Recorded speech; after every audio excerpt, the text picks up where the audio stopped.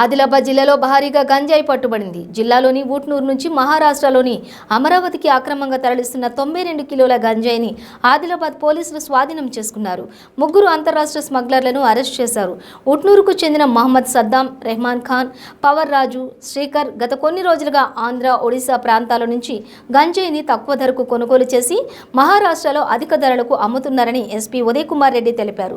2 కార్లలో 4 నిందితులు 92 కిలోల గంజాయిని అక్రమంగా తరలిస్తుండగా మావల వద్ద పట్టుకున్నట్లు ఆయన వెల్లడించారు.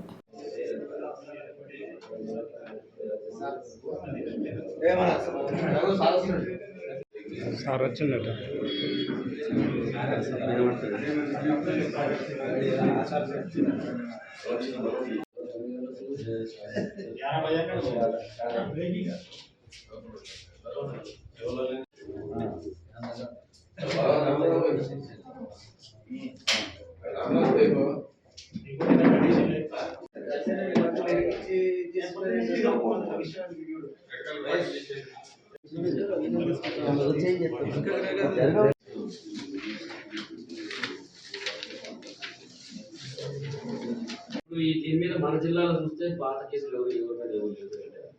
ఎవరు పట్టుకున్న రాజు మీద కేసు ఉందని చేసినారు. చూస్తున్నాం పాత కేసులు ఉన్న 8 మంది మీద కూడా